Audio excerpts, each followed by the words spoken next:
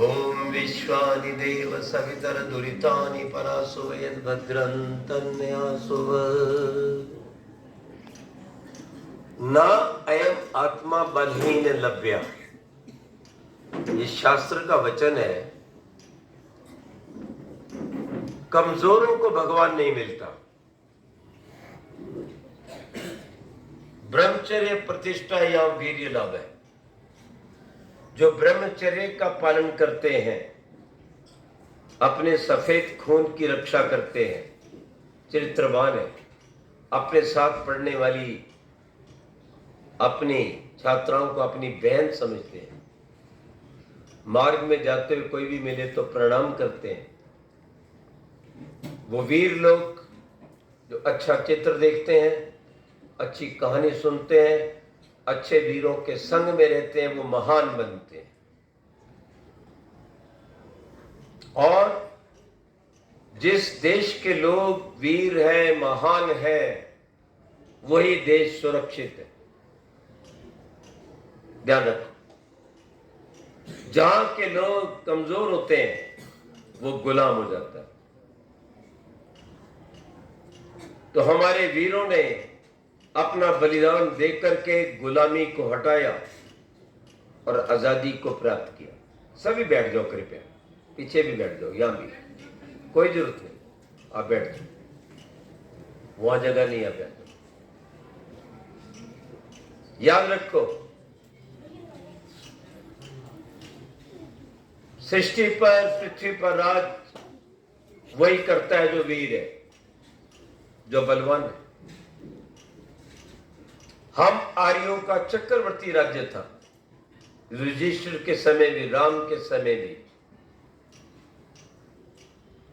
याद रखो, हमने हमला नहीं किया, कहीं किसी देश को अपने काबू नहीं किया, लेकिन हमारा देश इतना बलवान, इतना विद्वान, इतना चरित्रवान था, माताओं बहनों के प्रति इतनी अच्छी भावना थी, व्यायाम करते थे, ईश्वर के पवित्र ओम नाम का, गायत्री का जाप करते थे, यज्ञ को के द्वारा सुगंध फैलाते थे और स्वदेशी गाय का दूध पीते थे। बहुत बलवान लोग थे और ऐसे बलवान लोगों के कारण भारत विश्व गुरु रहा। और जितने भी विश्व के देश थे, चाहे अमेरिका था, चाहे इंग्लैंड था, चाहे चाइना था, ध्यान रखना, ये सारे देश भारत के राजा के सामने आए कि आप भी कृपया हमें अपने अंदर ले लो, जैसा राज्य आपका है हमारा भी हो जाए।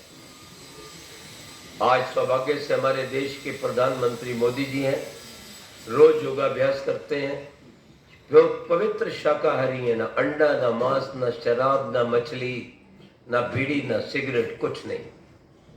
रात को खिचड़ी खाते हैं। मेरी उनसे 1 घंटा ऐसी बात हुई है जैसे बहन जी बैठी हुई है, एक ही कोच पर थे हम। मैंने उनके सामने कुछ प्रश्न रखे, उन्होंने कहा आचार्य जी सब कुछ ठीक हो जाएगा यदि हमारा केंद्र बलवान हो जाए। तो क्या एक व्यक्ति से कोई राष्ट्र बच सकता है? हम सबको बलवान, विद्वान, देशभक्त होना पड़ेगा, तब राष्ट्र बचेगा। तो लोग क्या कहते हैं, यार ये 1-2 है, इनको हटाओ, फिर हम इन पे कब्जा कर लेंगे। क्यों? अब तैयार हो गुलाम होने के लिए? रानी झांसी कैसे लड़ी, दुर्गावती ने कैसे मुगलों के दांत खट्टे किए, और चन्नम्मा देवी जब तलवार चलाती थी तो केवल गोरों को नहीं काटती थी, मुगलों को नहीं काटती थी, उसकी तलवार उसके घोड़े के भी 2 टुकड़े कर देती थी।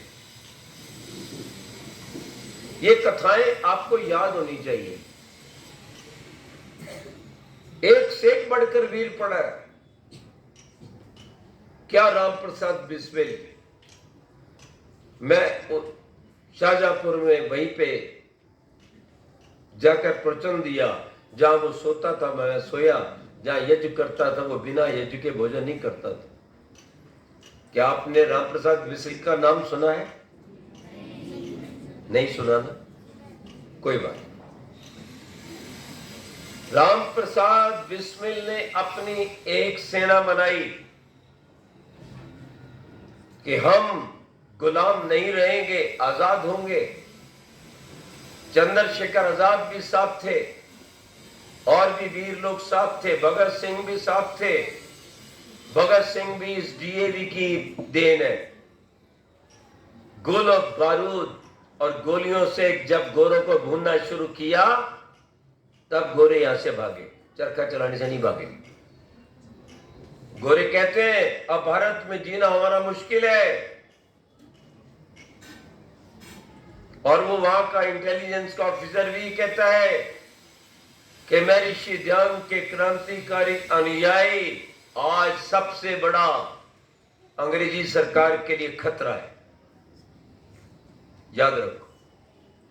और उनमें कौन लोग थे? यही लोग जिनके मैंने आपको नाम गिनाए। साथ में अशफाकुल्ला खान है, वो भी चल रहा है। भगत सिंह के दादाजी ने ऋषि ध्यान के दर्शन किए, शाकाहारी बने, साइकिल पर अपना हवन को लेकर गांव गांव जाते थे, हवन करवाते थे, गायत्री मंत्र सुनाते थे।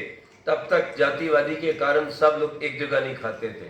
वो पंजाब के पहले व्यक्ति थे कि एक स्थान पर आसन बिछाया और सबको कहा सब खाएंगे, सब भगवान के पुत्र हैं, कोई छुआछूत, कोई ऊंच नीच हम नहीं मानते। ये भावना थी। आगे भगत सिंह के पिताजी सरदार किशन सिंह भी इसी मार्ग पर चले और उनके चाचा जी भी इसी मार्ग पर चले, जिनका आपके यहां डलहौजी में बलिदान हुआ।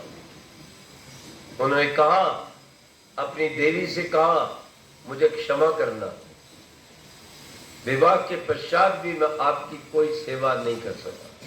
देशभक्ति में लगे रहे। लेकिन जिस दिन उसने ये समाचार सुना कि देश का बंटवारा हो गया, उस दिन उन्होंने अपने प्राण छोड़ दिए कि मैं भारत को बटा हुआ देखना नहीं चाहता। डलहौजी में उनका संस्थान है, कभी जाओ तो आप देखो, याद रखो। बिस्मिल बाहर घूम रहे थे सड़क पर, जैसे यहाँ कार्यक्रम चल रहा अपना दयानंद एंग्लो वैदिक विद्यालय जो कि है हमारा आर्य समाज का जो कार्यक्रम चल रहा है, दयानंद एंग्लो वैदिक, नॉट ओनली एंग्लो, पहले दयानंद फिर वैदिक। ये दो चीज रहेंगी और बीच में हम रहेंगे तो बचेंगे, नहीं तो सारे अंग्रेज बनेंगे और गुलाम हो जाएंगे। तो दयानंद की शिक्षा क्या थी? यही थी, विद्या, सभ्यता, धर्मात्मकता और जितेंद्रियता। ये चार चीजें मेरे देश के बच्चों में होनी चाहिए, मेरे देश के विद्यार्थियों में होनी चाहिए। चार चीज, विद्वान हो, पाखंड से, जादू टोना से, भूत प्रेत से, कबर परस्ती से सबसे दूर हो, शुद्ध शाकाहारी हो, किसी प्राणी को ना खाएं, प्राणियों को अन्न डालकर फिर खाएं। हमारे यहां ये परंपरा है। और वो कुछ ऐसे राक्षस लोग हैं, प्राणी खा के खाते, प्राणियों को मारकर खाते। मैं अबोहर में था, एक बहन अध्यापिका थी, उसने कहा हमारे यहाँ भोजन करो। मैंने कहा ठीक है। मैं वापस आया अपने स्थान पर, वो पंडित जी कहने लगे उसके पति देव होटल चलाते हैं और मांस बेचते हैं जिस घर में आप जा रहे हो।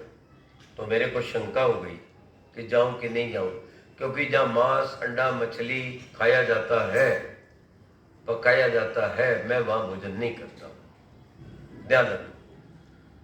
तो मुझे शंका हो गई, पर मैंने कहा नहीं मैं जाऊंगा तो जरूर। मैं गया, मैं कहा बहन जी आपके पतिदेव क्या काम करते हैं? वो कहने लगे आपको भोजन करना पड़ेगा। मैंने ये तो कहा ही नहीं था कि मैं भोजन करूंगा कि नहीं, लेकिन वो ये बोलना नहीं चाहती थी कि मेरा पति जो है एक होटल चलाता है और उसमें मांस भी बेचता है। नहीं नहीं, आपको भोजन मेरे करना है। मेरे पैसे से, शुद्ध कमाई से मैं पढ़ाती हूं, दिलो जान से। आपने भोजन करना है। मैंने कहा बिल्कुल करूंगा, लेकिन एक बार पतिदेव को तो मिलवा दो। मैं अंदर बैठा, उन्होंने सूचना दी, पतिदेव होटल से आए। मैंने कहा क्या क्या बनता है। सिर झुका के उसको पहले ही शर्म आने लगी, भी मैंने पूछा कुछ नहीं। वो कहने लगी हमारे यहाँ, उसने कहा मेरे यहाँ सब कुछ बनता है, मांस भी बनता है, मुर्गा भी बनता है, बकरा भी बनता है, सब भी बनता है। ध्यान से सुनना बात, बिल्कुल सच्ची। तो मैंने कहा मैं आज आपके होटल पे रोटी खाऊंगा और मांस के साथ खाऊंगा। किसके साथ? वो हैरान हो गया बेचारा, देखने लगा आंखें फाड़ के कि ये मांसाहारी है क्या। आई बात समझ में? मैंने कहा मैं मांस से रोटी खाऊंगा, 7 बजे खाता हूं, तब गर्मियों के दिन, आजकल जल्दी खा लेते हैं 6:30 बजे। मैं मांस से रोटी खाऊंगा, 5 बजे आऊंगा आपके पास, मेरा एक हाथ काट देना, काट के उसका मांस बनाना, मैं अपने मांस का खाऊंगा, दूसरे के मांस का नहीं खाऊंगा। सबसे बढ़िया चीज इंसान खाता है, सबसे बढ़िया मांस उसका है कि नहीं? आप बकरी का खून लेते हैं? बोलो। मुर्गी का खून चढ़ाया जाता है किसी को? इंसान का चढ़ाया जाता है, पतला सा खून, पतला सा, नंबर मिला के। तो फिर नंबर मिला के घर को खाओ लो। इतना मोटा मांस खा गए कि बेटी से मिलता है कि बेटे के मिलता है, एक आधा हाथ पैर काटो और कुछ नहीं तो इनसे थोड़ा कान काट दो। जब मैंने ये कहा ना कि मैं आऊंगा 5 बजे, आप मेरा हाथ काट लेना और 7 बजे तक तैयार रखना मांस बना के। हाय हाय हाय, बच्चों ये बात कहनी थी, रोने लग गया। कहता बस आज के बाद बंद, जीवन में कभी मांस नहीं बेचूंगा। मांस से ताकत नहीं आती है, ताकत हमारा भोजन, हमारे फल देते हैं, मूंगफली देती है, चना देता है, याद रखो, आपकी ज्वार देती है, रागी देती है, अच्छी चीजें देती है। ये ताकत देने वाली चीज नहीं है कोई। अभी मैं गोवा गया, एक 24 साल का नौजवान, उस समय मेरी आयु 74 वर्ष थी, आज 75 है। मैंने कहा आज ना देखो, मैंने कहा हाथ में ले, लगा रहा, हाथ झुका नहीं। मैंने एक झटका मारा तो हाथ नीचे और मसलने लगे। किस में ज्यादा ताकत है? शाकाहार में। अरे जो मुर्गी खाती है उसको तुम खा रहे हो, वो शाकाहारी। क्यों खाते हो? किसी का खून करना अच्छी बात है, बुरी बात है? याद रखो, हमारा मंत्र यही कहता है, विश्वानी दुरितानी परासु, इन बुराइयों को, गंदगी को दूर कर दो और अच्छाइयों को अपने अंदर लाओ। बुरी चीज क्या है? जो आप बोलना भी नहीं चाहते। अच्छी चीज क्या है? जो आप छाती तान के बोलते हो। आपने किसी को धक्का दे दिया, मैंने कहा बात सुनना, क्या किया था अभी, तो शर्म आ रही बोलने। गलत काम करेगा तो बोलने में शर्म आती है। पेंसिल किसी की उठाई, पेन उठाया, मैं बात सुनो, तुमने पेंसिल उठाई उसकी तो शर्म आती। बस इससे पता लग जाता है कि धर्म क्या है, अधर्म क्या है, बुराई क्या है, अच्छाई क्या है। बच्चों, तो जितने वीर हुए हैं, वीर भगत सिंह, बिस्मिल, राम प्रसाद बिस्मिल, यहां तक चंद्रशेखर आजाद, क्या बात है। सिर पे चोटी है, गले में जनेऊ है, इधर रिवॉल्वर है, गोरों को भूनने के लिए, नीचे धोती है, रोज व्यायाम करते हैं, शाकाहारी भोजन करते हैं। मैं भी ऐसे दुबला पतला था, मुझे भी डॉक्टर कहते थे अंडा खाओ, अंडा खाओ। मैं कहा किसका खाऊं, आदमी का या औरत का? पागल है? मैंने कहा अंडा खाओ, अंडा खाओ। हमने व्यायाम शुरू किया, प्रातः काल मुनक्का शुरू किया, जितने कमजोर बच्चे बैठे सुन लें।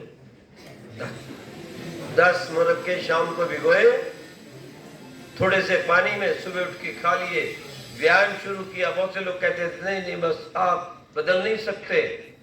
अरे मैं इंजीनियरिंग कॉलेज से निकला पढ़कर, सिविल इंजीनियर हुआ, तो मुझे कोई व्यक्ति कहता है कौन से स्कूल में पढ़ते हो? अरे मैंने क्योंकि टाई बांध रखी थी, नीला कोट था, ब्लू ब्लेजर, नीचे ग्रे पैंट थी, यही ड्रेस उन बच्चों की भी रहती है। मैंने कहा नहीं मैं स्कूल से नहीं, मैं कॉलेज से पढ़ के और डिग्री लेके आया हूं। लेकिन शरीर कमजोर था। लेकिन जैसे व्यायाम, यज्ञ, प्रभु का ध्यान और साथ में अपने ये मुनक्का, दिन में अच्छे केले, 1-2 केले खा लेते थे। कभी कभी दही में भी मैं वो डालता था, घृत, वो डाल के खाता था और स्वास्थ्य अच्छा हो गया। और आपको आश्चर्य होगा, उसी शाकाहार के बल पे वो एक हरियाणा में एक आर्य समाज है नरवाणा, उन्होंने पत्र छाप दिया, ब्रह्मचारी जी आएंगे, वो सरिया मोड़ेंगे गले पे रखकर, थाली फाड़ेंगे, जंजीर तोड़ेंगे, एक जो गाय को बांधते हैं जंजीर तोड़ेंगे, हाथ पे कांच को पीस देंगे। मैं जब वहां पे गया मैंने कहा मरवाना मेरे। अरे तुम वेद की बात सुन लो भैया, मुझे मरवा रहे हो? मैंने तो ये काम कभी भी नहीं किया। कहते क्या करें, हमने तो नगर में घोषणा कर दी। मैंने कहा और किसी को बुला लो इस काम के लिए, मैं नहीं मरूंगा। कहते जी हमारी बेइज्जती हो जाएगी। अब प्रिंसिपल की बात माननी पड़ी। जब उसने कहा बेइज्जती हो जाएगी, मैंने कहा बेइज्जती नहीं होने दूंगा अपने समाज की, दयानंद का अपमान नहीं होने दूंगा, वैदिक संस्कृति का अपमान नहीं होने दूंगा। मैं भी डीएवी का छात्र हूं, मैं डीएवी का अपमान नहीं होने दूंगा। अगर मैंने आज तक नहीं किया तो मैं करूंगा।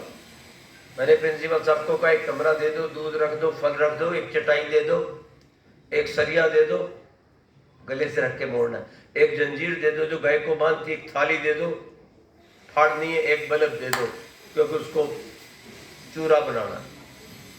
बच्चों, मानसिक शक्ति थी उन लोगों वीरों में और देव ध्यान ने जगाई थी। तुम चाहे बलिदान हो जाओ, लेकिन दुष्ट और दरिंदा देश में नहीं रहना चाहिए। देखो सत्यार्थ प्रकाश सुमंत्य प्रकाश में बात लिखी। इस बात को सुनकर बिस्मिल, भगत सिंह, आजाद, चंद्रशेखर, रोशन सिंह लहरी, ओहो कितने नौजवान आए, उन्होंने अपना बलिदान दे दिया देश के लिए। शाकाहारी रहे, सब कुछ रहे। मैंने सरिया लगाया बच्चों, मैंने कहा ये तो आज मरना हो जाएगा। अंदर सरिया घुसेगा, पीछे से निकल जाएगा। मैंने कहा जिससे गद्दा नहीं फटता उससे थाली फटेगी। बताइए इतनी मुश्किल, रस्सी नहीं टूट रही, बोली जंजीर तोड़ो। तो गुरु जी की बात याद आ गई, स्वामी ब्रह्मणि जी। स्वामी ब्रह्मणि जी महाराज बच्चों भारत के उच्च कोटि के दार्शनिक विद्वान हुए हैं और उनकी पुस्तक लगभग देश के सभी संस्कृत विद्यालयों में पढ़ाई जाती है। वो मेरे गुरु भी थे और शास्त्री जी के गुरु भी थे, लाल बहादुर शास्त्री, उसको भी संस्कृत पढ़ा रखी। और लाल बहादुर शास्त्री जी का पत्र आया, गुरु जी सादर प्रणाम, चरण वंदना, आपके आशीर्वाद से मैं प्रधानमंत्री बन गया हूं, लेकिन दुष्ट दरिंदे मांस अंडे खाने वाले गद्दारों ने उनको ताशकंद में मरवा दिया। अधिक जानना चाहो तो ताशकंद फाइल पढ़ लेना। जिसने कश्मीर फाइल बनाई है ना, उन्होंने ताशकंद फाइल बनाई थी। रसोईया बदल दिया गया और मुझे तो वो सैनिक मिले नरवाणा के स्टेशन पर, जींद के पास, ये हरियाणा का एक नगर है? वो पीछे पीछे लग गए, तेज चलने लग गए। मैं इसलिए आ रहा था समाज से कि भीड़ जहां भी जाऊं ये पूछे, कभी वो पूछे। मैंने कहा यार रोटी खाइए, थोड़ा घूमने दो।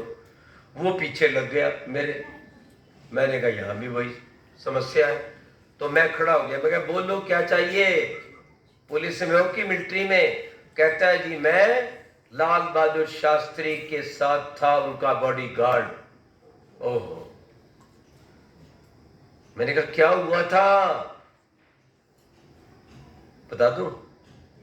अब तो वो मर चुका है, लेकिन जो उस फौजी ने कहा वो बात बता दूं, ये मैंने लिख भी दी। बोले स्वर्ण सिंह ने अपने हाथ से दूध का गिलास था वो पिलाया, उसके बाद शास्त्री जी खत्म। जो उनके असली सोइए थे वो इन दिल्ली वालों ने भिगा दिए, गद्दारों ने, और उसकी जगह कोई और ही रख लिया पाकिस्तानी, उसको पाकिस्तान भगा दिया, उनको जहर दे के मरवा दिया गया। अब किसके इशारे पर मरवाया गया ये कहने की जरूरत नहीं, आप सब जानते हो। कहीं पप्पू खड़ा है, कहीं पप्पी खड़ी है, कहीं और खड़ा है। और वो शेर बहादुर शाकाहारी, धोती पहनने वाला, और पाकिस्तानियों की पैंट गिल्ली कर दी। हमारी फौजें, बच्चों, हमारे सैनिक लाहौर के अंदर बस जाने ही वाले थे,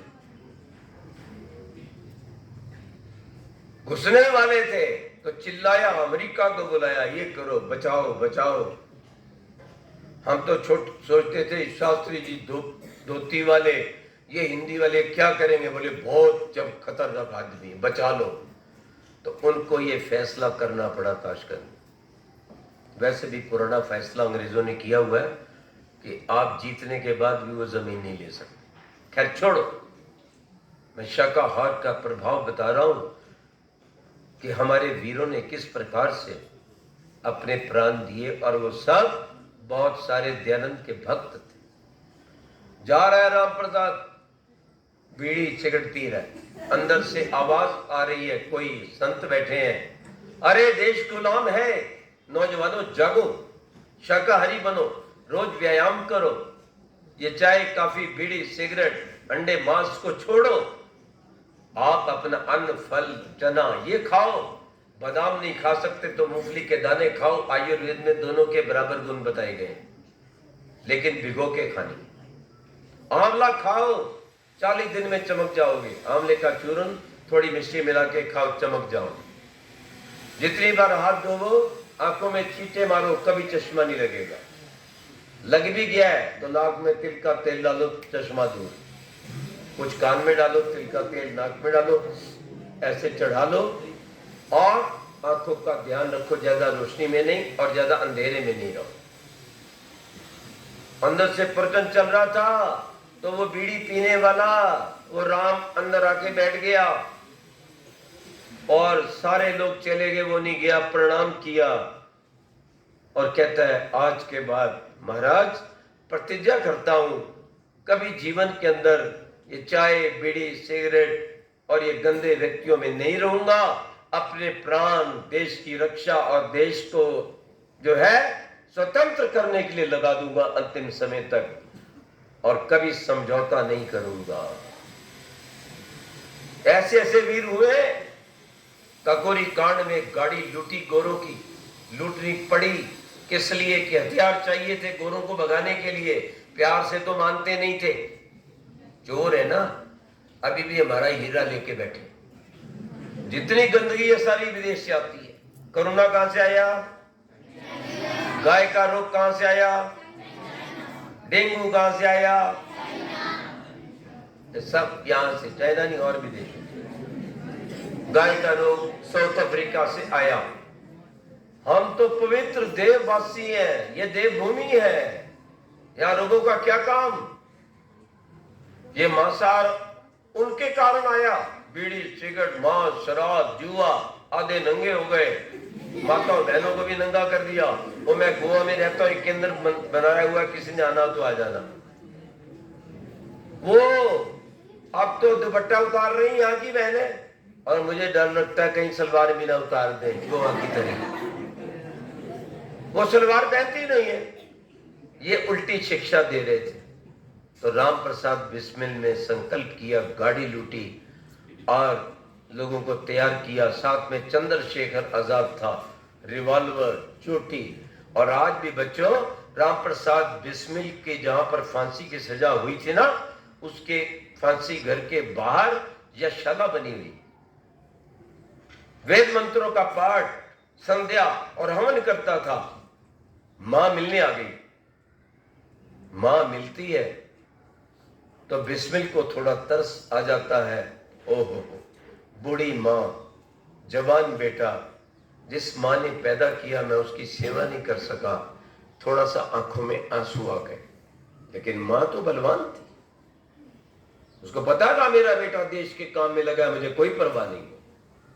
आजादी पहले चाहिए, आजादी होगी तो आपका मान बचेगा, सम्मान बचेगा, मां बहन बचेगी, आपके मंदिर बचेंगे, आपकी संस्कृति बचेगी, आपकी गाय बचेगी, आपकी संपत्ति बचेगी। अगर आप गुलाम है तो आपका कुछ नहीं बचेगा। मुगलों का काल देखो कितना भयंकर था, दुष्टों का। जाके लाल किला देखना जरा, आगरा के अंदर एक लाल किला है, वैसे उसका असली नाम बादलगढ़ है। वहां इतना लंबा बोर्ड लगा हुआ है अपना वो जो पुरातत्व विभाग वालों का, कि दुष्ट अकबर, जलालुद्दीन, अकबर में तो महान होता है, दुष्ट जलालुद्दीन वहां पर 5000 हमारे देश की नारियों को रखता था गुलाम बनाकर। बोलो, ऐसा व्यक्ति महान होगा? अरे महान तो शिवाजी थे, लड़ते रहे।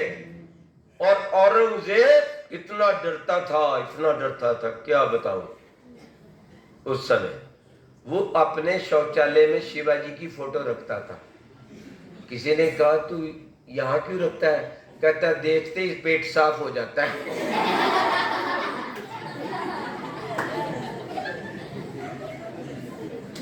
शिवा आ गया और शिवा ने बचपन में ही एक गाय को कोई मारने चला था, उसका हाथ काट दिया। अभी छोटा ही था, लेकिन वो कृपा किसकी थी? मातृशक्ति की। मां ने आशीर्वाद दे रखा था, बेटे ऐसे बनना है।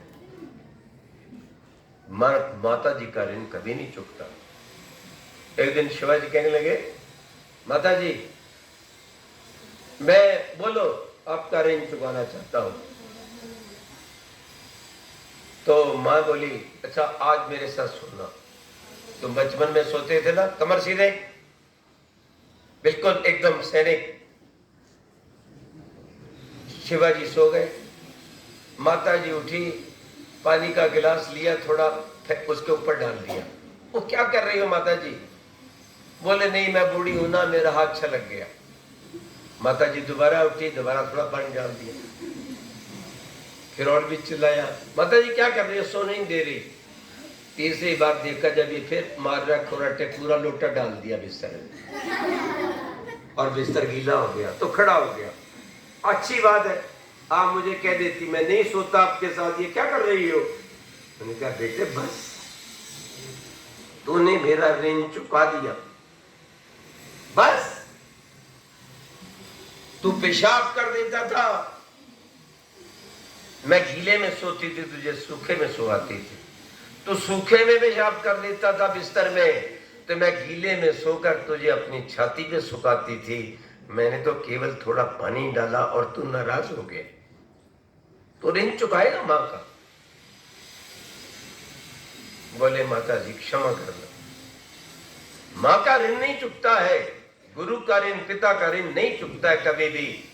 जो आपको वो ज्ञान देते हैं, वो आपको पालते हैं, पोसते हैं, उनका आदर करना है, विनम्रता से रहना है, समय पर उठना है। उठने ही पहले भगवान का धन्यवाद, फिर बड़ों के चरण स्पर्श करने हैं। यहाँ भी विद्यालय में आओ तो पहले नमस्ते जी, प्रणाम, पैर नहीं छूना तो कोई बात नहीं, साइकिल जाओ तो नमस्ते जी, घर में भी जाओ तो फिर प्रणाम।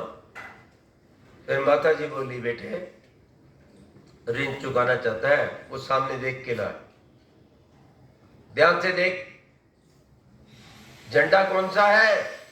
बोले झंडा हरा लगा हुआ है, चांद तारे का, मुगलों। अगर तू मेरा ऋण चुकाना चाहता है, मेरा सच्चा बेटा है, तो मैं चाहती हूं ये किला शाम तक विजय हो जाए। और आपने पढ़ा होगा, गढ़ आया पर सिंह गया, उनका साथी बलिदान हो गया, लेकिन उसने इतनी बहादुरी दिखाई, शिवाजी, छत्रपति शिवाजी ने हरा झंडा उखाड़ के फेंक दिया और उसके ऊपर अपना भगवा ध्वज ओम का लहरा दिया। ये है माँ का आशीर्वाद और माँ की कृपा। और चरित्र के कारण होता है, ये सब ब्रह्मचर्य के कारण होता है। अभी पिछले दिनों हमारे ही एक बहुत मानने वाले हैं ब्रह्मचारी संजय जी पहलवान, उन्होंने बेटे एक साथ 10 घंटे में कितने हजार? 30,000। 30,000 दंड मारे, 30,000।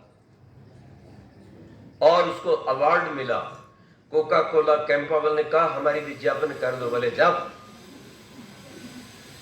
मैं तुम्हारा विज्ञापन, बोले 1 करोड़ रुपया दूंगी। बोले नहीं, मैं अपनी भारत माता को तुम्हारी इन गंदे पानी की गंदी बोतलों से गंदा होना नहीं चाहता।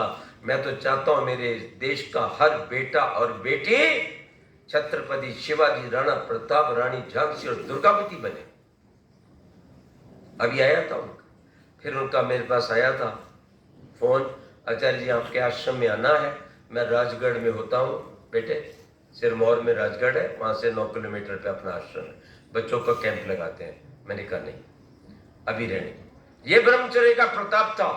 छत्रपति शिवाजी विवाहित होते हुए भी ब्रह्मचारी थे। और एक दिन गलती कर दी एक सैनिक ने, मुसलमानों की एक बहुत सुंदर लड़की, क्योंकि मुसलमानों से झगड़ा रहता था तो हमारी माँ बेटी को पकड़ के ले जाते थे, वो कहाँ देते थे। लेकिन एक सैनिक एक लड़की को ले आया पकड़कर, युवती को, सीधे बैठो। जब युवती को महल मिलाया तो कहने लगा शाह महाराज आपके लिए भेंट। बोले क्या है ये, क्यों लाए हो, कौन है ये? उसका नाम बताया, ये उसकी मुगल की बेटी है। पाप किया तुमने, पापी हो तुम।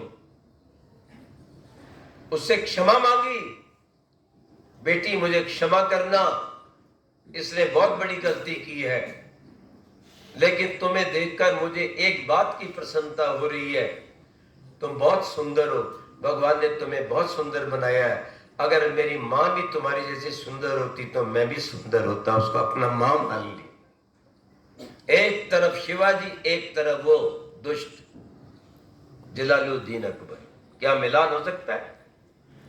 एक तरफ राम और भरत, जीवन भर खड़ा हूं व्यक्ति 14 साल के लिए, और एक तरफ औरंगजेब भाई का सिर काट दी। हमारी संस्कृति है, भारतीय वैदिक संस्कृति है।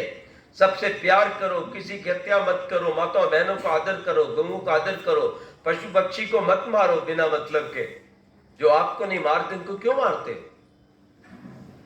याद रखना इस बात को, ये चरित्र की बात कह रहा हूं। तो राम प्रसाद बिस्मिल शुद्ध शाकाहारी थे, ध्यान रखो। और उन्होंने लड़ाई लड़ी, लेकिन जब आंखों में आंसू देखा मां ने, तो मां ने कहा डर गए फांसी से? बोले नहीं माता जी, डर के नहीं आंसू, दुख हो रहा है कि तुम वृद्ध हो, मैं जवान हूं। हर वृद्ध माता पिता चाहते हैं कि उनका बेटा बेटी उनकी सेवा करे। मुझे क्षमा करना, मैं आपकी सेवा नहीं कर सका। तो मां ने क्या कहा, वो भी पक्की क्षत्राणी मां थी, सच्ची मां थी, भारत माता की सच्ची पुत्री थी। कहने लगी बेटे मेरी सेवा नहीं की कोई बात नहीं, तूने भारत को आजाद करवाने के लिए जो अंग्रेजों से लड़ाई लड़ी कि हर देश की मां बहन स्वतंत्र हो जाए, तो तूने तो सारी ही माताओं बहनों की सेवा कर दी बेटे, मेरी सेवा अपने आप आ गई। और उनके साथी चंद्रशेखर आजाद का चरित्र, वो भी ब्रह्मचारी। याद रखो, ब्रह्मचर्य का पालन करना, सात्विक भोजन करना, सबको मां बहन की दृष्टि से देखना, गंदी चीज नहीं देखना, अच्छी चीज ढूंढना, अच्छी चीज सुनना। बच्चों आप व्हाट्सएप उस पे यूट्यूब पे जाएंगे, अपने माता पिता बड़े भाई बहन का फोन लेंगे, तो आप मेरा नाम उस पे डालेंगे आचार्य आर्य नरेश, तो आपको 100 लेक्चर मिलेंगे। स्वस्थ सुंदर होने की कला, भाग्यवान शिव जी, मर्यादा पुरुषोत्तम राम, योगेश्वर कृष्ण, महाबली हनुमान, जो कुछ ढूंढोगे सब कुछ मिलेगा। ध्यान रखना। तो राम प्रसाद बिस्मिल का उत्तर सुन के वो माता खुश हो गई। मैं जब शाहजहांपुर गया बच्चों, तो मैं ढूंढ रहा था उनके परिवार का कोई व्यक्ति मिल जाए। तो एक ने कहा कि उनके परिवार का तो कोई व्यक्ति नहीं है, लेकिन राम प्रसाद बिस्मिल की माता जी की एक सहेली है, मैं कहा उससे मिलवा दो। वो माता जी मिली, मैंने चरण स्पर्श किए, मैंने कहा राम प्रसाद बिस्मिल की माता जी और आप दोनों सहेली थी? बोले हाँ। मैंने कहा कोई बात बता दो। कह लगे आपकी तरह जब एक व्यक्ति आए प्रवचन देने समाज के अंदर, तो माता जी भी बैठी थी बिस्मिल की, उसने प्रवचन देते हुए कहा आज देश गुलाम है, मेरी माताओं बहनों एक एक बेटा देश के लिए जरूर दो जो काम आए देश के। पत्थर सियो मांसपेशियां लोहे से भुजदंड अवाए, मन में अग्नि देश धर्म की तभी जीवनी पाती जाए। याद रखना। तो बूढ़ी मां खड़ी हो गई, कहने लगी पंडित जी महाराज मैं बूढ़ी हो गई, अगर मैं जवान होती तो राम प्रसाद बिस्मिल जैसा एक और बेटा दे देती। क्या बात है बच्चों, बोलो राम प्रसाद बिस्मिल अमर रहे। बोलो राम प्रसाद बिस्मिल अमर रहे।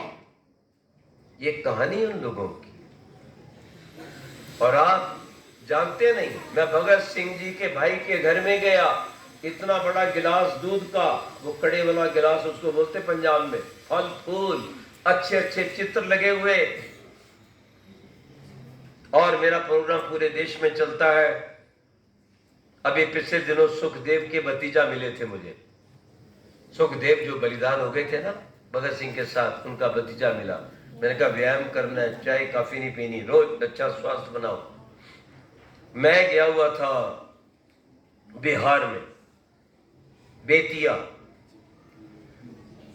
और मैंने वहां घंटी दी तो अंदर से वो एक सज्जन आ गए, सेवक, उन्होंने नमस्ते की, किवाड़ खोला, बहुत खुश। थोड़ी देर के लिए मैं गया तो चारपाई पे बैठ गया। चारपाई पे कुछ बिछा हुआ नहीं था, मैं बैठता नहीं चारपाई पे क्योंकि कमर टेढ़ी कर देती है, हम सीधी जगह बैठते हैं। कमर टेढ़ी तो फिर सब कुछ टेढ़ा, फिर तुम्हारा पाठ भी टेढ़ा और जीवन भी टेढ़ा। कहते सावधान, और कमर टेढ़े ही फिर भगवान से भी दूर चला जाता है। हम योग सिखाते हैं आश्रम में। एक मेरे सामने बैठा था, ऐसे हो गया। मैं कहा दिल्ली दुकान पे बैठा है? कहता हाँ। आपको कैसे पता लगा? मगर तेरी ये झुक गई है स्पाइनल कॉर्ड, ये सीधी रहोगे तो कद अच्छा होगा, सुंदर बनोगे, परमात्मा मिलेंगे, बीमारियों से बचोगे। जो पाठ आपको पढ़ाया जाता है तुरंत याद हो जाएगा। याद रखना इस बात को। यही काम वो लोग करते थे, उन्होंने देश को आजाद किया। मैं जब चारपाई पे बैठ गया तो सामने वो रामचंद्र था सेवक का नाम। रामचंद्र सेवक जब बैठ गया तो रोने लग गए। अरे मैंने कहा क्यों रो रही हो, मैं यहां नहीं ठहरने वाला। हाँ नहीं, उसको चिंता हो गई ना कि इतना बड़ा आदमी आ गया, पगड़ी देखी, ये देखा कि यहाँ मैं कहाँ रखूंगा। मैंने कहा नहीं नहीं, मैं वो डॉक्टर साहब है ना अपने, उनके यहाँ ठहरने वाला हूँ, पर मैं तो यहाँ समाज देखने आ गया था। तो नहीं नहीं नहीं महाराज मैं इसलिए नहीं रो रहा। मैंने कहा क्यों रो रहे हो? तब आप मैं आया तो हंस रहे थे। कहने लगे जब अब मैंने आपकी पगड़ी देखी तो मुझे भगत सिंह याद आ गए, और मैं इसलिए रो रहा हूं कि भगत सिंह नहीं रहा। मैं कहा तुम भगत सिंह को जानते हो? कहता आचार्य जी मैंने 10-15 दिन बेतिया के जंगल में उसकी सेवा की, ये कहानी आपको कोई नहीं सुनाएगा। मैंने कहा अच्छा, तो भगत सिंह क्या करता था? कह लेंगे रोटी मैं दे के आता था। पहले मैंने कभी भी भगत सिंह को सोते हुए नहीं देखा। 5 बजे जाऊं तो देखता हूं व्यायाम कर रहा है, फिर देखता हूं संध्या कर रहा है, और विशुद्ध शाकाहारी था। वो कभी खाली नहीं देखा, कभी पढ़ रहा है। सोने का काम नहीं है विद्यार्थी का दिन में, सोना पाप बताया गया आप लोगों के लिए। सोना है तो 10 से 5 तक, बस 7 घंटे आपको दे रहा हूं। यही आयुर्वेद में विधान है। जो सुबह सूर्य के बाद सोते रहेंगे बर्बाद हो जाएंगे। सारी शक्ति नष्ट हो जाएगी। आज से सुन लो, चाय, लाल मिर्च, कॉफी, अंडे, मांस छोड़ दो अगर जीवनी शक्ति को बचाना है तो। मैं सच बात आपको कह रहा हूं, समझे नहीं? हाँ, ये बात है सारी। तो भगत सिंह बलवान था शाकाहार व्यायाम के कारण। और सुनो, अब गोली मार रखी थी और वो गलत केस चला, भगत सिंह को फांसी नहीं होनी चाहिए थी, लेकिन ये नेहरू गांधी सारे के सारे वकील थे, चुप रहे, सारे बैरिस्टर। उन्होंने गलत केस चलाया अंग्रेजों ने, और भगत सिंह लाहौर से चले, साथ में दुर्गा भाभी। चंद्रशेखर आजाद ने कुली का रूप ले लिया उस क्रांतिकारी ने, और वो बहन जी दुर्गा भाभी के कंधे पे बच्चा सचिन। वो भगत सिंह को बचाने के लिए, दुर्गा भाभी जो थी, याद रखना, बोरा उनके पतिदेव का नाम था। तो मैंने उनसे, मेरी बात हुई थी अभी, जब वो लखनऊ के अंदर एक इंटर कॉलेज चला रही थी, उसने कसम खाई अपने पति की चिता से राख उठाकर अपने माथे पे डाला, अपने बेटे पे लगाया कि आप क्यों कह रहे हो, कोई बात नहीं, अगर भगवती चरण बोरा नहीं रहे तो मैं हूं, जब तक मैं रहूंगी मैं गोरों को निकाल के छोड़ूंगी। और वो काम उसने किया और आजाद भारत में कन्याओं का विद्यालय लखनऊ में खोला। धर्म निर्णय, वो एक धर्म क्या आता था, धर्म युग, एक बड़ी पत्रिका आती थी, उसमें उनका लेख छपा जब जाके मिला। ये वीरों की कहानी है। शाकाहार से भगत सिंह आंखों में धूल झोंक कर अंग्रेजों की लाहौर पहुंचा। लाहौर में आर्य कन्या विद्यालय जलंधर की बेटी मिली, संभवतः उसका नाम सुशीला था, ऐसा कुछ था। उसने हाथ काटा, ये अंगूठा काट लिया अपना ब्लेड से, और खून से तिलक लगा दिया। मैं आपको अपना भाई मानती हूं, ये प्यार था, ऐसा भाई बहन। आज किस लफड़े में हम अंग्रेजों के कारण पड़े हैं, किस गंदगी के अंदर मेरी जवानी सड़ रही है, मेरा देश बर्बाद हो रहा है। और कहा, मेरे भाई, मैं खून से टीका कर रही हूं, सांस के अंतिम समय तक अंग्रेजों से लड़ते रहना, समझौता मत करना, कभी अपने जीवन को इनके अर्पित मत करना, कभी गुलाम मत बनना कि हम तुम्हें छोड़ देंगे, तुम हमारे साथ हो जाओ। और वही काम, ध्यान रखो। भगत सिंह कहां रहा कलकत्ते में, पता है आपको? बताओ कहां रहा, किस जगह रहा? कम्युनिस्टों के दफ्तर में नहीं रहा। आर्य समाज, आज उसका नाम विधान संघ नहीं है, उस समय उसका नाम था कॉर्नवालिस स्टेट। वहां जाकर आर्य समाज में रहा। सुबह सबसे पहले उठता, व्यायाम करता, भोजन करवाता, सबकी सेवा भी करता। तो सेवक ने उसको एक थाली, कटोरी और एक गिलास दे दिया, ये आपके लिए। किसी को नहीं पता था ये भगत सिंह है, क्योंकि वो गुप्त था बिल्कुल, किसी को नहीं मालूम था कि भगत सिंह आ गए। तब तक उसने अपने बाल कटवा के, आपको पता है, वो हैट पहनने लग गए थे, कोई पहचान नहीं थी। वहां सबसे पहले उठना, यज्ञ में बैठना, संध्या करना, आने वाले लोगों की सेवा करना, सबको प्रणाम करना, माताओं का आदर करना। लेकिन उसको जाना पड़ा वहां से। जिस दिन जाने लगे तो सेवक को बुलाया, इधर आओ। उन्होंने कहा, भाई मेरे पास ऐसी कोई चीज नहीं मैं तुम्हें भेंट कर सकूं, तुमने मेरी बड़ी सेवा की, ये गिलास, ये कटोरी और ये थाली मैं तुम्हें दे रहा हूं। कहते मैं संभाल के रखूंगा ट्रंक में। कहते नहीं, सीधे बैठो। भगत सिंह ने कहा, नहीं, संभाल के नहीं रखना, तू नहीं जानता मैं कौन हूं। जो भी व्यक्ति यहां पर ठहरे उसको मेरी थाली में, कटोरी में खिलाना, पानी पिलाना, और पानी पिलाने बाद, रोटी खिलाने के बाद ये कह देना, तुमने उस थाली में रोटी, उस कटोरी में दाल सब्जी खाई है जिसपे भगत सिंह खाता था। अपने देश के लिए मर मिटने की भावना रखो। बोलो मैं भगत सिंह हूं। ये भावना आपकी होनी चाहिए अपने बलिदानियों के प्रति। ये कहानी कभी सुनी थी? नहीं। तो आपको ऐसा बनना है, बलवान बनना है, चरित्रवान बनना है, विद्वान बनना है, अपने पाठ का ध्यान रखना है, गुरुजनों का आदर करना है, अपने स्कूल के काम को पूरा करना है, नंग धड़ंग नहीं घूमना। अगर आप बड़े हो गए तो अपने दुपट्टे के बिना नहीं निकलना, नहीं तो फिर मैं वही कहूंगा कि आज दुपट्टा उतर गया, कल को सलवार ना उतर जाए। ये गोरा की कल्चर है, हमारी नहीं है गंदी। वहां कोई अंकल नहीं है, कोई आंटी नहीं, कोई चाचा नहीं, कोई चाची नहीं, कोई दादा नहीं, कोई दादी नहीं, कोई मासी नहीं, कोई मासड़ नहीं। वहां तो पशुओं की तरह एक नर और एक मादा होता है, male and female, nothing else. हमने अपने भारत की संस्कृति को सुरक्षित रखना है और हमारे वीरों ने जो अपना खून देकर फांसी के फंदे पर हंसते हंसते चढ़कर प्राण दिए हैं, हमने उनका ऋण चुकाना है और भारत को फिर से विश्व का गुरु बनाना है। वो तभी बनेगा जब आप महान बनेंगे। हम होंगे महान तो देश होगा विश्व की शान। बोलो, हम होंगे महान, अकेले से कुछ नहीं होता। इसलिए ये भावना आपके अंदर आनी चाहिए, ये जो मैंने आपको बताई। और देखो, हमारा संविधान धर्म निरपेक्ष नहीं है। मुझे कोई ये बात लिखी दिखा दे, 1 लाख रुपया दूंगा उसको, चेक काट के, व्हाइट मनी में, अभी दूंगा, अभी दूं। वहां सेकुलर का अर्थ धर्म निरपेक्ष नहीं लिखा, वहां सेकुलर का अर्थ लिखा है मत निरपेक्ष।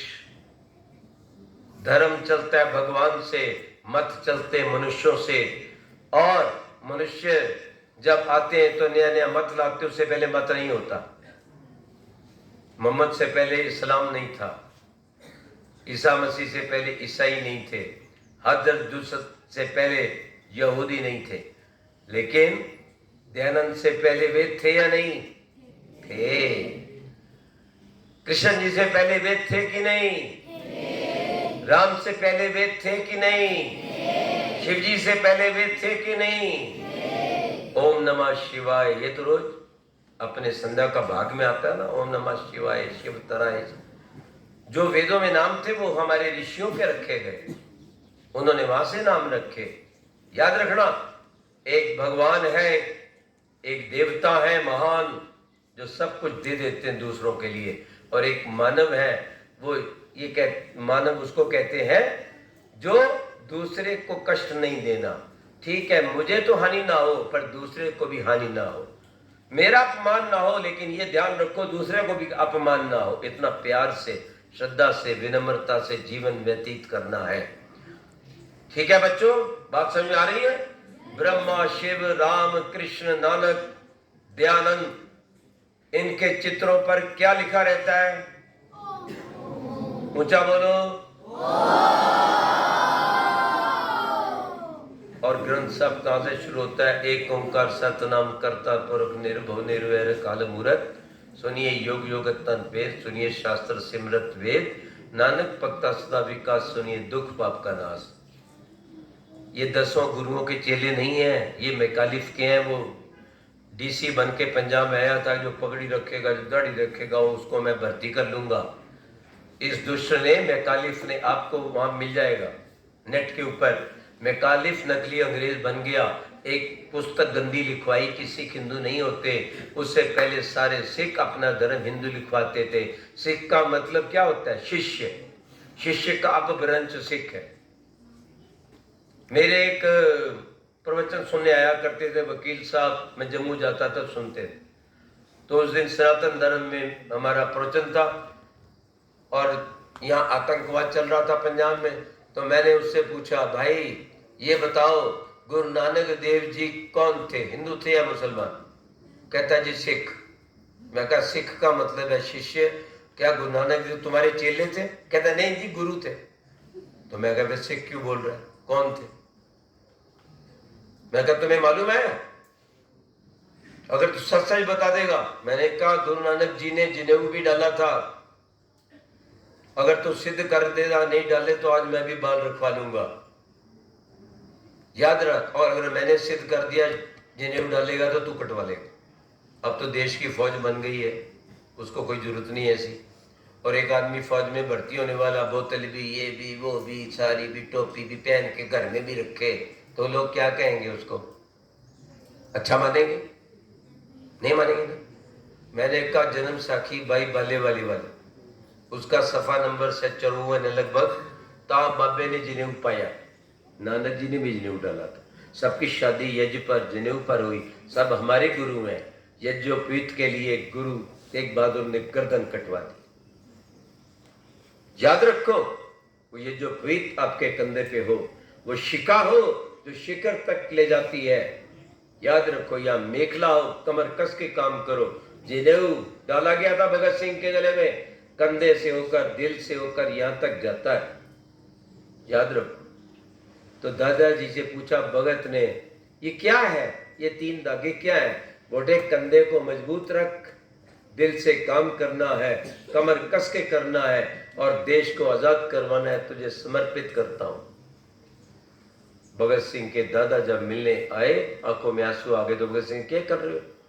आंसू पोंछ डालो, हम मरते नहीं है। नैनम चिन्नंती शस्त्राणी नैनम दहती पावका, मैं मरता नहीं हूं, मैं तो गाड़ी बदलने जा रहा हूं, शरीर बदलने जा रहा हूं, कोई बात नहीं।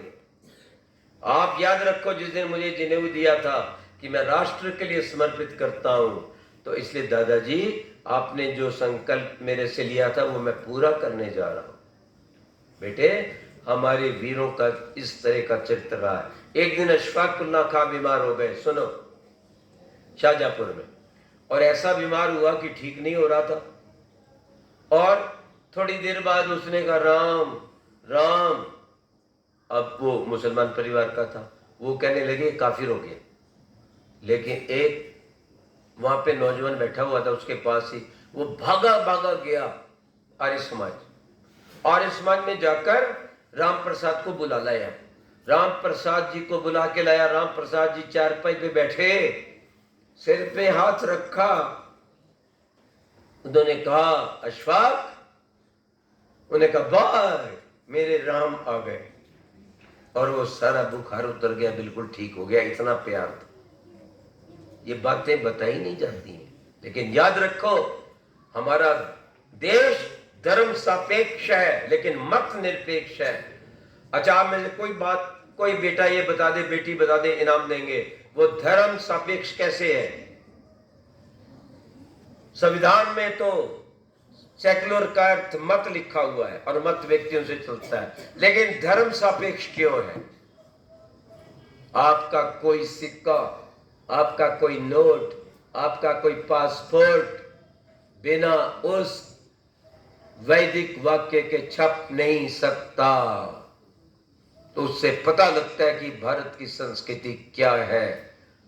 वो है जो आपके स्कूल में DAV में लिखी हुई है, दयानंद एंग्लो। तो बताओ क्या है वो चीज लिखी हुई सिक्के के ऊपर?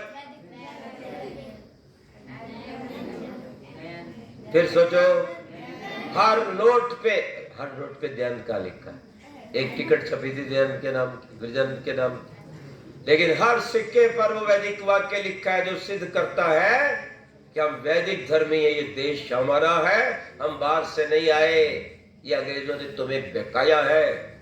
आप यहीं थे, आप तो पढ़ाने गए थे। ईरान की 7वीं 8वीं की पुस्तक में लिखा है कि आर्य लोग भारत से आए हमें पढ़ाने के लिए। फिर मैक्स मूलर को भी मानना पड़ा। अभी मैं पुस्तकें भी दूंगा आपके लिए, लाए, अध्यापकों के भी लाए। ये लिखा था उसमें, द्रविड़ भी आर्य थे, वो भी गए युधिष्ठिर के पास पारितोषिक लेकर राजसूय यज्ञ में। तो कौन सा वाक्य है जो हमें सिद्ध करता है कि हमारी संस्कृति क्या है? कोई भी बच्चा बोले, बीच में नहीं बात करनी, गर्दन नहीं मोड़नी, कमर सीधा, उत्तर दो, हाथ खड़ा करो, तभी तो मार खा रहे हैं। वो टीवी पे आता है कोई ना कोई दुष्ट पाकिस्तानी, वो कोई बातें पूछता है, उसको पता कुछ नहीं है, क्योंकि उसका संबंध किसी वैदिक विद्वान से नहीं है। वो पूछता है ये ऊपर गणेश जी का सिर, नीचे आदमी, हाउ इट इज पॉसिबल। वो पूछता है 8 हाथ वाली देवी माता, हाउ इट इज पॉसिबल, ये कैसे हो सकती है, कैसे जंपर पहनेगी, जुकाम लग जाएगी, कहाँ साफ करेगी, लेटरिन जाएगी, कितने हाथ साफ करेगी, कौन इसको ऐसा जंपर पहनाएगा।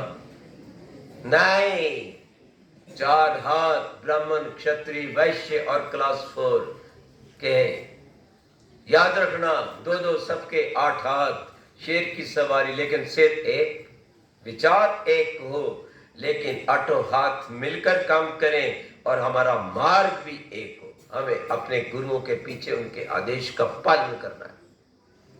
तो वो वाक्य आपने नहीं बताया, कोई भी बकवास करे तो उसको उत्तर देने देना। ये देश वैदिक धर्मी है। वो तो चले गए जो कहते थे हमारे साथ नहीं रहते। और पटेल जी के पास 1948 को मीटिंग हुई, कुछ लोगों ने कहा पाकिस्तानी जो पाकिस्तान नहीं गए थे हमें कुछ खास सुविधा दे दो, तो पटेल जी साहब बोले चले जाओ ना, तुम्हारे लिए देश दे दिया काट के, वहां जाके सारी सुविधा ले लो। जाते नहीं है, आते हैं यहां पर, कहते हमें भी ले लो, तुम्हें भी ले लो। तुमने 90% से ऊपर तो देश कटवा लिया, हमारा देश काट दिया, और हमने तुम्हें हिस्सा दे दिया कि हमने यहां नहीं रहना, हम सांप और बिच्छू के साथ रह सकते हैं पर ये भारतीयों के साथ नहीं रह सकते। और अब तुम्हें शर्म आनी चाहिए, तुम कहते हो हमें भी ले लो। हम तो अपने भाइयों को बुलाएंगे, अपनी बहनों को बुलाएंगे। याद रखो, सिक्के पर लिखा है सत्यमेव जयते, सत्यमेव जयते नान्यतम सत्येन पंथा वित्तो ये देवयाना। और ये वाक्य कहां से आया? देव ध्यान के सत्यार प्रकाश के भूमिका से ये वाक्य आया। पहले जो संविधान था उसमें राम का, कृष्ण का, सभी लोगों का चित्र था, इन्होंने बाद में बदला, सेकुलर डाल दिया, बीच में फलाना डाल दिया। कोई बात नहीं, सब ठीक हो जाएगा। कश्मीर ठीक हो रहा है कि नहीं हो रहा है ना? केरल वाला कह रहा है इनको ठीक कर दो आतंकवादियों को। वो आरिफ मोहम्मद, हमारा तो नहीं ना, उनका ही है, कहता है ये सब वो पढ़ाते किताब जिसमें लिखा सिर काटो जो नहीं बने तुम्हारे मजहब का, तो हम कहते हैं संगच्छध्वम सम्मध्वम, मिलकर चलो। हमारी संस्कृति सबको मिलाने की है, सबको उठाने की है, सबसे प्यार करने की है, ज्ञान विज्ञान के द्वारा यहाँ पर स्वर्ग उतारने की है। कोई स्वर्ग हम ऊपर नहीं मानते, हम धरती पर स्वर्ग मानते हैं। इतने रॉकेट, उतनी मशीन चलेगी, क्यों जी? कोई गॉड, कोई परियां, कोई गिर के आए नीचे? कुछ नहीं है। एक मिस्टर शकील अहमद है, वो नासा में काम करता है। मैंने कहा is there any fourth thoughts? Ahmed कहता नथिंग एल्स। तो मैंने कहा why not you write, expose it. कहता मार देंगे। कुछ नहीं है, सब कुछ यहाँ है। अब अच्छे बच्चे हैं, नमस्ते करते हैं, शाकाहारी हैं, माता पिता गुरु को आदर मानते हैं, अपनी गाय का ध्यान रखते हैं, अपनी माँ बहन का ध्यान रखते हैं और यज्ञ करते हैं, तो समझो आपके घर में स्वर्ग है। तो धरती पर स्वर्ग कौन उतारेगा? इतनी ढीली बात से स्वर्ग उतरता है? लोगों ने जानते थी वंदे मातरम और जय हिंद कह के तुम धरती पर स्वर्ग कौन उतारेगा? हम स्वर्ग को उतारेंगे और संसार में यही स्वर्ग नहीं लाएंगे, हम पूरे विश्व पर दोबारा राज करेंगे। जैसे 75% पर मोदी जी संसार के सबसे श्रेष्ठ प्रधानमंत्री हैं, उसी प्रकार से हम बालक बालिका संसार के सबसे श्रेष्ठ युवक युवती बन के दिखाएंगे और भारत को स्वर्ग बनाएंगे।